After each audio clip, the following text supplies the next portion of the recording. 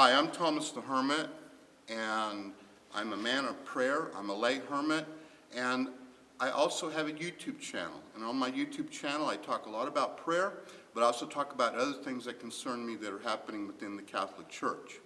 Now, on this particular video, we are talking about prayer, and it is the third level that I've identified in Teresa of Avila's book, The Interior Castle, the third level of self-knowledge. Now, the first level, of course, is that we're too distracted to enter into prayer. And that is one type of enlightenment. It is a positive enlightenment because then you can do something about it. The second level is the actual brokenness. And when we are praying and when we're in silence, we begin to look at ourselves and see who we are and what we are doing. Now, the next level is even better and more beautiful. And let me read from you from the Master herself, Teresa of Avila. In the same way, believe me, the soul must sometimes emerge from self-knowledge. She's talking about the self-knowledge about who you are, and soar aloft in meditation upon the greatness and the majesty of its God.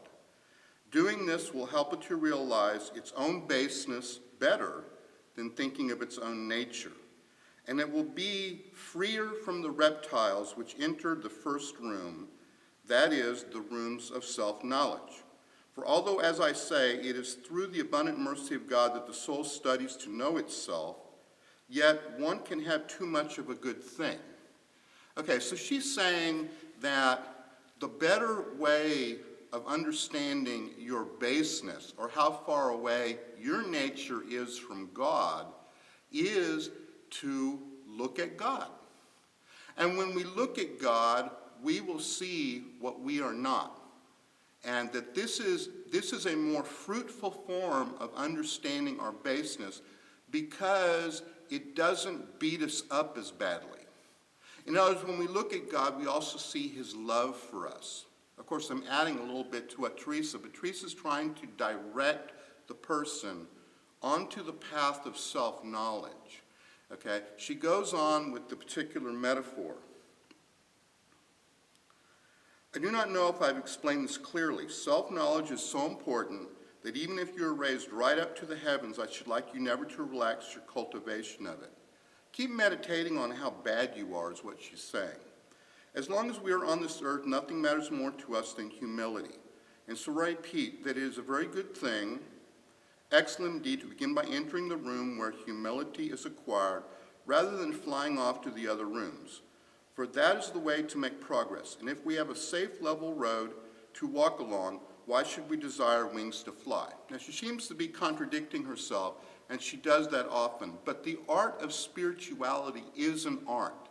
Sometimes you remain in the room of self-knowledge where you're meditating upon your own brokenness, and sometimes you will focus on God and see his beauty and then end up meditating upon your own brokenness.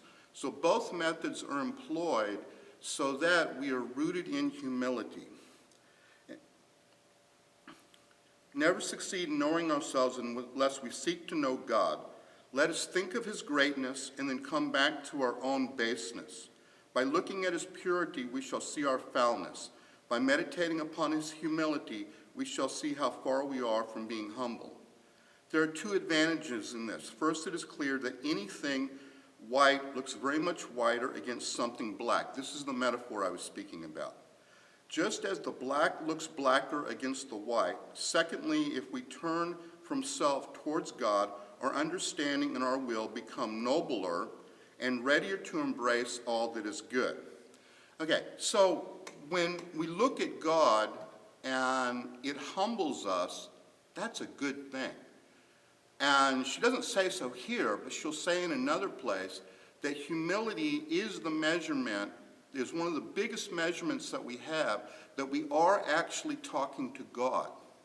When a person thinks they're talking to God and they come out thinking that they are the greatest creation of spirituality that ever existed in the world, and they're ready to trump the works of St. Francis, St. Vincent de Paul, St. Ignatius, all and do greater than them, then they have actually tripped over the devil.